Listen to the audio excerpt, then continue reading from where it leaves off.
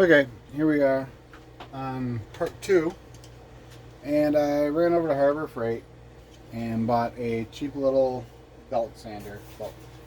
And I've been sitting here getting it squared up.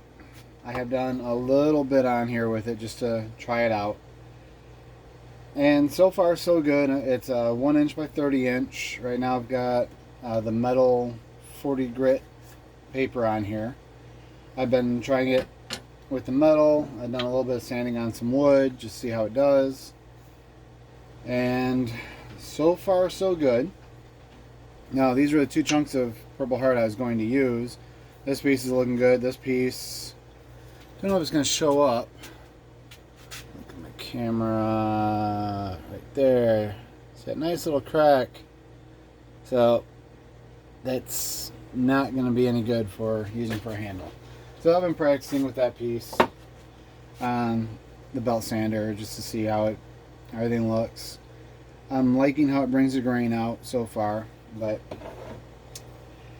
for right now, we're going to get to grinding on this thing.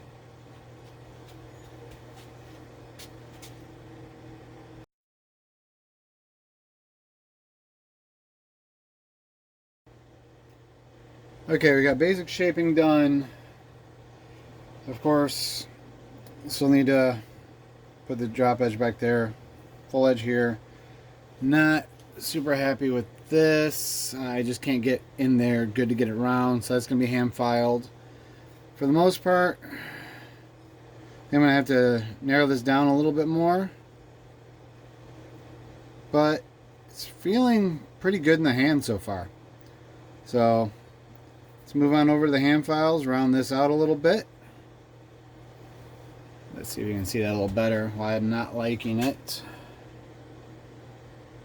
Yeah, the angle is not conducive to holding. Other than that, it's feeling pretty good. So let's toss that in the vise, do some hand filing, and we'll go from there.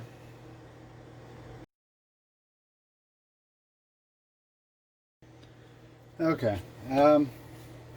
Honestly, for a cheap little $50 belt sander, for what I've never used a belt sander before, so I really don't have a lot of experience there, but definitely removed some material pretty quickly.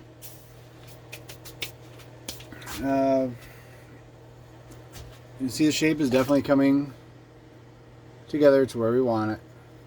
I got that rounded out. It feels a lot better in the hand now. The back is going to have some scallops on it. It's going to be just wood handle, not going to be anything super fancy. 3 brass pin, I've got those on their way. Yeah, it's going to be a fairly basic knife.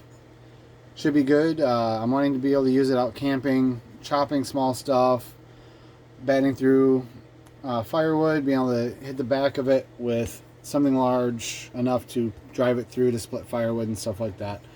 So that's why I'm doing a larger knife. Now, as I said, I meant to get 1080 and not 1095.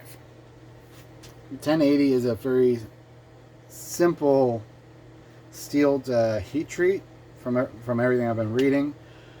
Just a basic canola quench. Once you get it over, I think it's 1450, 1475, nice glowing red. Quench it in 130, 135 degree canola oil, and you're good to go. And then you do, of course, your tempering cycles after that. 1095 requires a faster quench from everything that I'm reading on it. And people say it's actually a water quench steel. But as thin as we're dealing with, this is 3/16 thick. Anything under a 1/4 inch, they recommend using a fast quench oil, which is something I do not have. And since this is a one-of-one knife, I don't know if I'm going to be making more. I really don't want to go out and spend the money to buy a jug of Park 50, because that is the recommended oil for it. So I have read some people recommend doing a hot water, about 160, 150, 160 degree quench quick, and then into about 130 degree canola oil. Some people say bring your canola oil up to about 135 degrees. Take your blade straight down in the oil, and you don't do anything back and forth. You just switch it up and down. And they've had good luck doing blades like that. I'm still torn. I'm not sure exactly how I'm going to quench it when I do my heat treat. I'm obviously still a little ways away from there. Some people say heat treat here and then do all your material removal after heat treat. It's harder to do. You use more sanding belts, but you're also not going to have as uneven of a heat treat because as you profile your blade, of course, it gets thinner. So you're going to have issues with your heat treat on your edge while your spine's good, so on and so forth. So I'm still doing some research there. I might just do a basic material removal, not finish the blade, but bring it down a little bit, do my heat treat on it, and then finish the blade using the belt sander. I'm not sure yet. I've still got some research to do, but we'll see which direction we decide to go. And honestly, I don't know if this is going to focus. I'm going to try. That right there. Try not to. It's $10.95 on a $50 belt sander with 40 grit, whatever brand name they use. Let's see, what is it? Warrior. That's 40 grit Warrior 1x30 sanding belt right there.